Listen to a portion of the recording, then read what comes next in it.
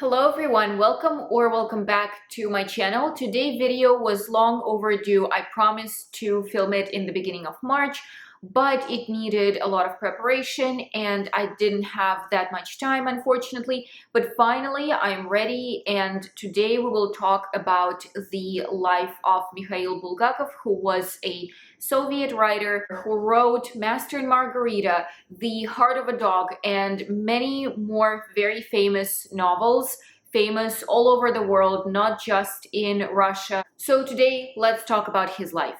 And before we begin, please do not forget to like this video and subscribe to my channel not to miss any future videos. Mikhail Bulgakov was born on May 3rd, 1891, and he was the oldest out of 7 children. He had 4 younger sisters and 2 younger brothers. In 1909, Bulgakov was accepted into the Kiev University, where he decided to study medicine. Bulgakov was born in Kiev, that's where he lived, and this is where he went to the university. He chose medicine in particular because 2 of his uncles were actually doctors. One of them was a gynecologist and had a practice in Moscow, and the second uncle worked in Warsaw. Bulgakov took 7 years to finish college. He had to take breaks due to his health conditions. He had renal failure. He wanted to be a doctor in the Navy, but again, because of his health, he was denied the position, and so he became a volunteer doctor in a Red Cross hospital. On October 31st, 1916, Bulgakov got his diploma and officially became a doctor. In 1913, he got married to his first wife, Tatiana, and they started their life together. The life was very poor though, because first Bulgakov still didn't have his degree, and also he lived very much out of his means. Tatiana, in her memoir, remembered that when her mom came to congratulate them on their wedding day, she was horrified. Tatiana didn't have a veil, she didn't have a wedding dress, she just had a plain skirt, and her mom bought her a blouse. And Tatiana's father was sending the couple 50 rubles every month, which back then was a very good amount of money, but it was still not enough because Bulgakov lived very much out of his means. He could take a cab when it was the last money they had until the end of the month. He did not care that he's spending too much, and their life started out very poor. When World War I started, Bulgakov worked as a volunteer doctor, again because he still didn't have his diploma, but once he graduated, he was transferred into a military hospital where he started his official work as a doctor. In 1917, Bulgakov started taking morphine. He first started taking it to help him with his allergies, to make symptoms a little bit milder, but then he started taking it regularly. He will even write a short story about his times as a morphine addict. He started writing the first notes for his future short story during the time when he was taking morphine. His first wife helped him get out of this addiction, of course, with the help of other doctors. We don't know exactly what method they used, what they did, but there was a rumor that his wife would inject him with distilled water instead of morphine so that his body gets rid of this addiction. Nobody knows if that's true, probably just a rumor, because his first wife, even though in her memoirs she remembered that time, she never mentioned injecting him with distilled water. And there is a similar method to that when you put a little bit of morphine and a little bit of distilled water, so the concentration is a little bit lower. Maybe that's what those people meant, but at this point we will never know. In 1918, Bulgakov overcame his morphine addiction, and people called it a miracle because it felt like one day he just decided not to take it anymore, and he never took it since. He never even talked about it anymore except for his short stories that he wrote based on his previous experience. Civil War hits, and Bulgakov is a part of the army, but he soon transferred to being a military doctor. Around that time, he publishes his first article in the newspaper. The article was very anti-Soviet, and it would make sense for him to leave the country but he can't. He gets sick with typhus and he cannot leave the country. He cannot move. He has to stay in the country even though there are more and more Soviet supporters, and it's probably not very safe for him to stay, and that's probably not what he would like to do. But Bulgakov recovered, and this is when he decided that writing was his main calling. He even wrote to his brother in a letter, "I am 4 years late with what I should have started a long time ago, writing." Bulgakov's name appears on the political and social newspaper Kavkaz. He became one of the employees of the newspaper. At the same time, he also wrote and directed plays in a small theater in Vladikavkaz, where he lived during and after the times of civil war. In the end of 1921, the now writer, moves to Moscow, and there he works with a bunch of different newspapers. He writes feuilletons for them. Feuilletons were these very short and funny, humorous writings. And he also works with one newspaper that is published in Germany, in Berlin. In 1923, Bulgakov is already much more acknowledged as an author, and he joins a writers' union. On one of the dinners that the newspapers he was working with sponsored for this writers' union, he meets his second wife. He meets his future wife, Lyubov. They got married 2 years later in 1925.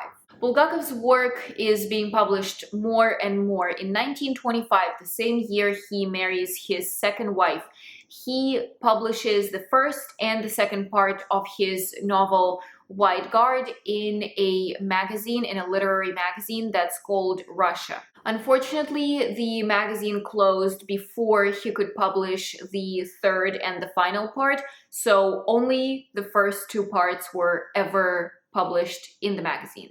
In the same year, 1925, his first separate book, Diaboliad, comes out, and it will be reprinted in 1926. The same year, 1926, he will also have his second and third books published. Both of them, the second and the third, were a collection of short stories. This third book was the last book written by Bulgakov that was published in Russia while Bulgakov was still alive. In 1926, Bulgakov's house was raided. His personal diary and the drafts of his novel, The Heart of a Dog, were taken from him. The novel was openly called anti-revolutionary. Bulgakov got his diary back, but only a couple years later, and he burned it right away, and after that never had a diary. But fortunately, we still have a copy of that diary. It was copied in the police station. Not the best way to keep the diary alive, but it is nice now that we still have his diary. And the same year, in 1926, he was called for questioning, where he openly said that he did not approve of Soviets and that he was supporting the White Army. Even though Bulgakov was very open in his beliefs, and even though he did not support the government, in 1926, his play The Days of the Turbines comes out in the theaters, and Stalin himself gave permission for the play to come out. It is told that he loved the play and that he visited it at least 15 times. Of course, we don't know the exact number because it was illegal to write down every time Stalin appeared somewhere, so we're not entirely sure, but based on what some of the scientists and researchers said, it was at least 15 times that he saw the play. Soviet press is very unhappy with Bulgakov, though. In 10 years of his writing career, he got 298 bad reviews in the newspapers as opposed to 3 positive ones. That, of course, hit Bulgakov hard, but he continued working, and in 1928, he got the idea for his greatest novel, which we now call Master and Margarita. And in 1929, he met Elena, who became his wife, his third and his last wife, in 1932. By 1930, Bulgakov's work was not allowed to be published, and the plays were not running in theaters anymore. So Bulgakov had to write a letter to the Soviet government asking them to either let him work in the theater and continue with his plays, or to leave the country and migrate somewhere else. And he got a phone call from Stalin less than a month after he submitted the letter, and Stalin suggested that he tries applying to the theater to get a job there. So from 1930 to 1936, Bulgakov worked in the theater as a director's assistant. In 1934, Bulgakov was denied in leaving the country twice, but surprisingly, he was accepted into the Union of Soviet Writers, which was a big deal since it gave every writer certain privileges. In 1936, Bulgakov's play Molière premiered in the theaters, and even though it was a huge success and a lot of people liked it and came to watch it, it was cancelled, and newspaper Pravda wrote a horrible, very harsh review that his play was not good, it was not very smart, and in general, he was just not a good writer. After that incident, Bulgakov left the theater he was working in, and he started working for Bolshoi Theater, which is probably one of the main theaters in Russia, and he worked there as a translator. In 1939, Bulgakov was working on a play about Stalin, and the play was almost done. He already bought tickets to go to Georgia with his wife and his colleagues to finish working on a play when they got a letter from Stalin, who canceled the play saying that it was irrelevant.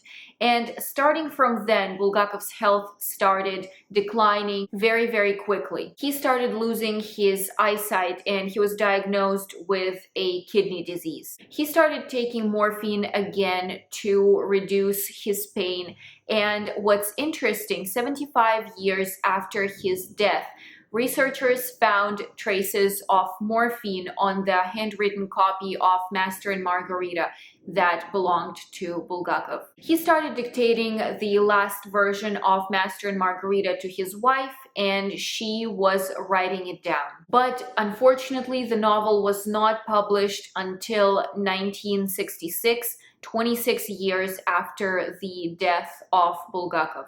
And his third wife had to work very hard to get it published even then. Bulgakov died on March 10th of 1940, and the stone that Bulgakov has on his grave once belonged to another writer, Nikolai Gogol, and he got a different stone. He got a sculpture, and the old stone was just thrown out. But Bulgakov's wife saw it and said that she will pay any amount of money to move this stone to Bulgakov's grave, which was done, and this stone is there still. Thank you for watching this video, and please let me know if there is any other writer you would like to hear about. Don't forget to like this video and subscribe to my channel, and I'll see you soon. Bye bye.